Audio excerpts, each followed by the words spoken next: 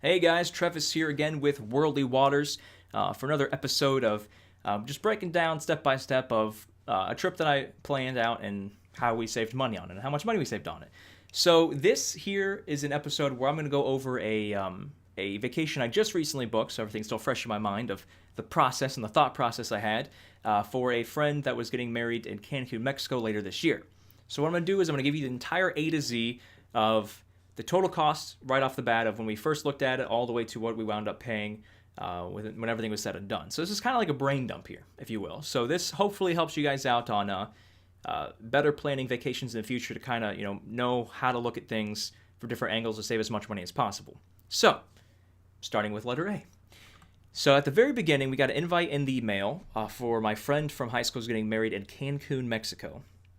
So what I'm going to do first is give you the cost of what everything was right off the bat. So the resort that he is getting married at a very, very fancy beach resort, and inviting everyone to go and stay at the resort with them, it's about $250 a night. So our plan was to get there the day before and leave the day after. So 2 night stay, that's already coming to $500 there. So fancy hotel stay, $500. Now, granted, this is an amazing beach resort in Cancun, Mexico, all inclusive, all you can drink, all you can eat. So it's definitely worth the $250 if you're getting married, going on a honeymoon, anything like that. But for someone who's just coming, for the day before, day after, I didn't really think that we could utilize all of the experiences that resort offered. Now, the round trip airfare for my wife and I, across the board, looking at different airlines, I'm going to say it averaged about $550 total. So we're looking at $1,050. So if we wanted to go to see my friend get married in Cancun, Mexico, with the resort, the recommended resort, and the airfare, it's going to be $1,050. Now, that's not.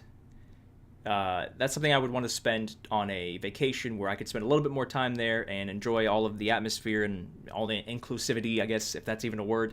So instead, I looked more into the options at hand and saw what I could come up with. So first things first, I looked at a bunch of different airlines.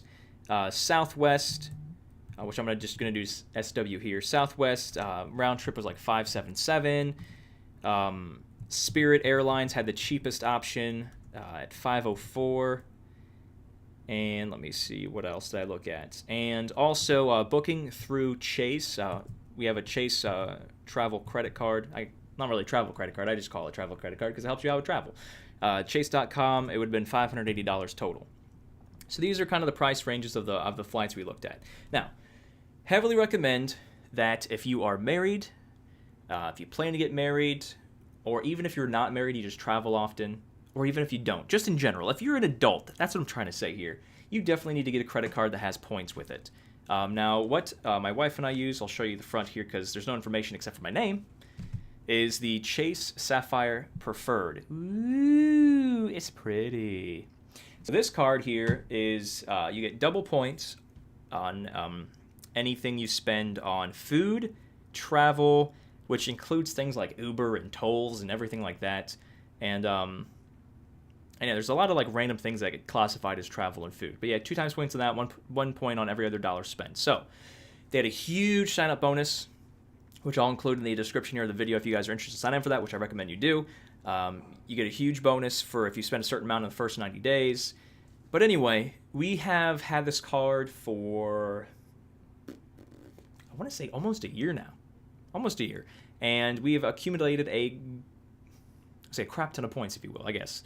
A lot of points, because we're just, we use it for everything. We use it anytime I do anything. Like I literally don't even use my bank card anymore. I just use that, and then I pay off that with my checking account.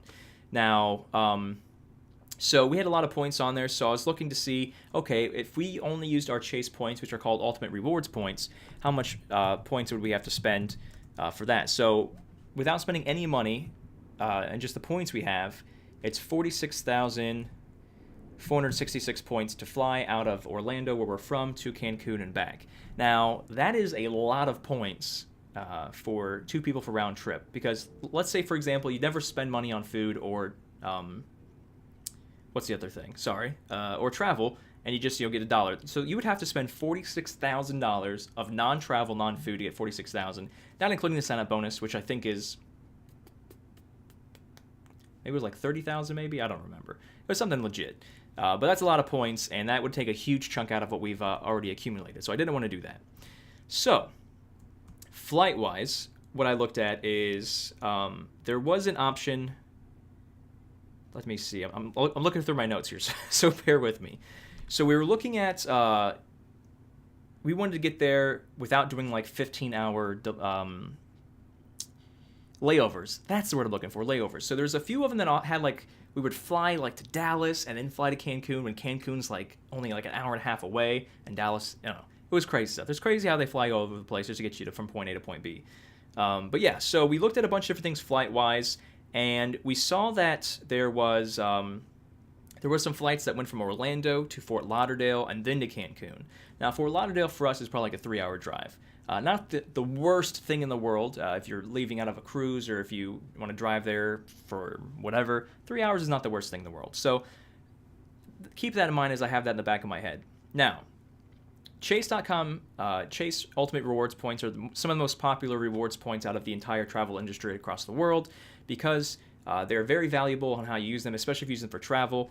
And also, you can transfer them to different partners. So what I did first is I took note of all of the travel partners that Chase has that I can transfer the points to.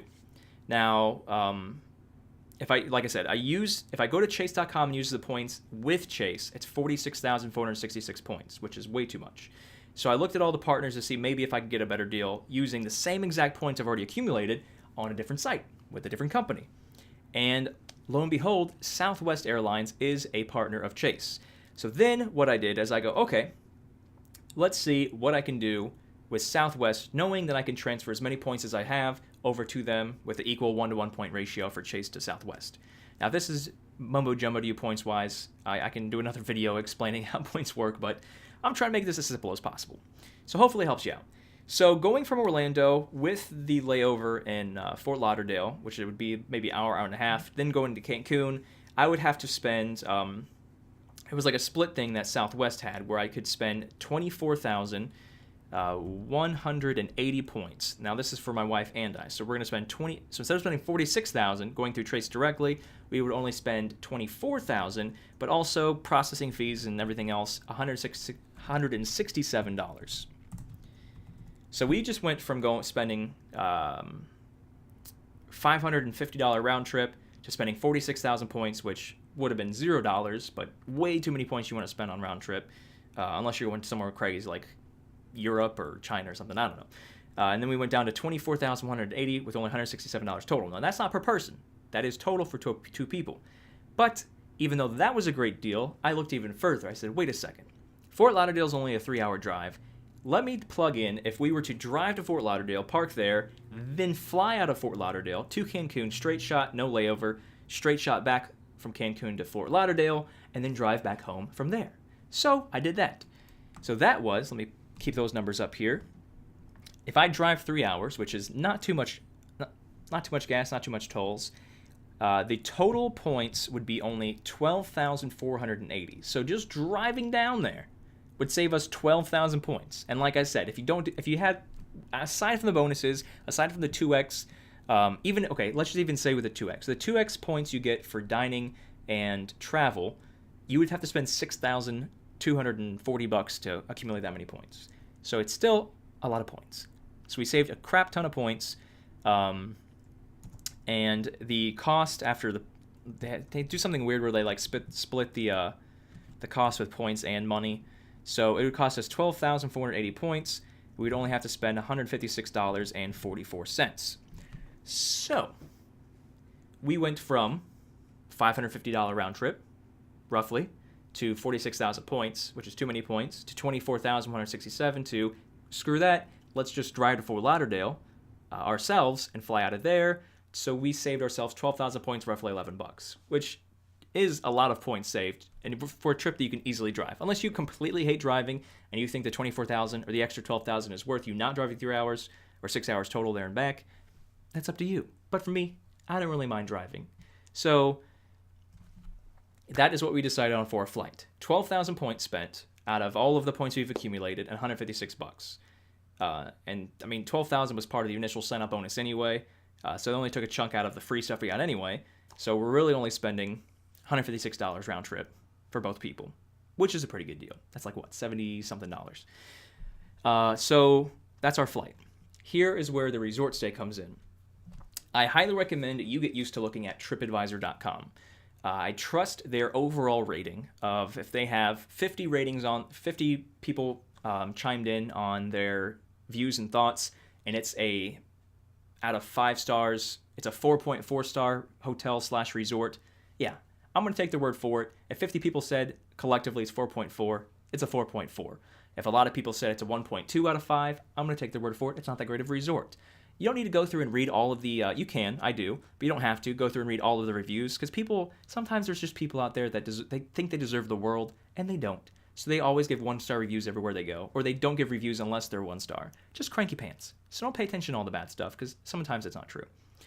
Sometimes it is. So I started searching hotels and resorts on the particular weekend I was looking for, traveling the day before and the day after the wedding in Cancun. Looked at a handful of things and came to one that had for the price it was quoting, which you can't always trust the price you're quoting, because sometimes when you click and you start to book, it's like, oh, JK, you owe us this much money. And you're like, okay, no. And you go back.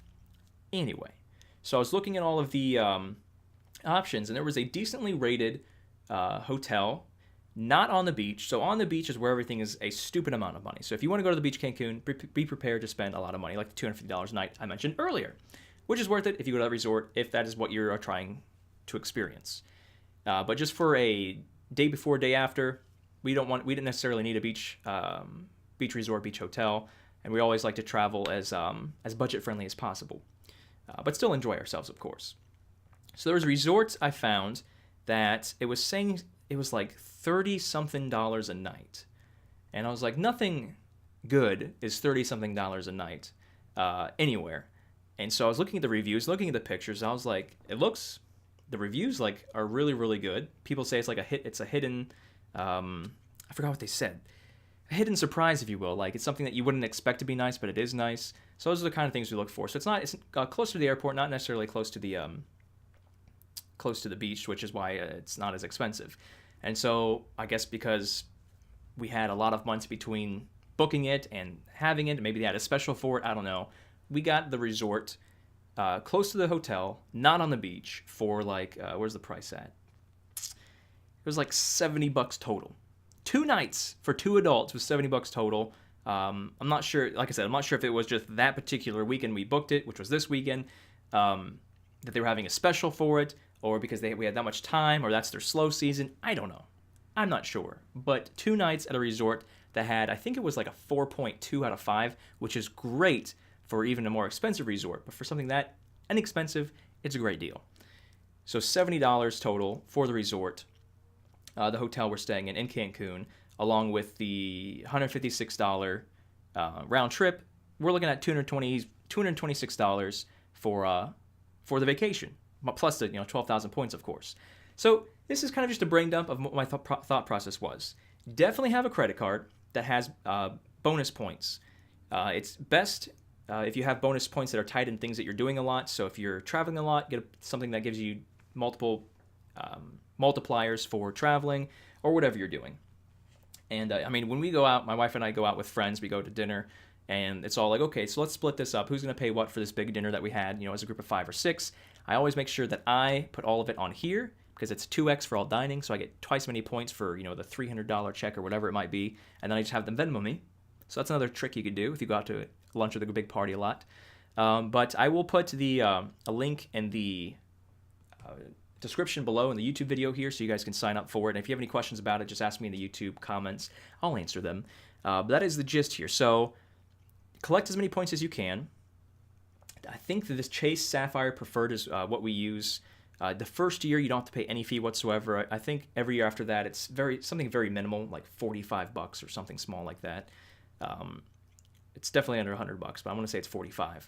And you get a bonus where if you spend $3,000 collectively in the first 90 days, which is not the hardest thing to do, especially if you get it around, shopping season or Christmas season and you're buying gifts for everybody anyway. It wasn't that hard for us to do. I mean, I had a new TV I was going to buy, so made it easy. But yeah, I hope you enjoyed my brain dump here of how I went from $1,050 to $220, roughly a $800 savings, sans the 12,000 points I've accrued over the past year. But that is the gist. If any of that didn't make sense to you, you let me know, and I'll help you out. I just wanted to do a little brain dump here while it's still fresh in my mind because I just did this. But yeah, 2 nights for 2 adults for 2 round-trip tickets, $220. So hopefully I helped you out booking your next vacation. But yeah, like I said, I'm open ears. We have a Facebook page, facebook.com/worldlywaters, a Facebook group where a lot of people can chime in and ask questions with each other, like a vacationing conglomerate of people with thought process and brain dumpage. I don't know if that makes any sense. I'm talking too much. So I'm going to stop this video. Thanks for chiming in, and we'll see you guys next time here with Worldly Waters.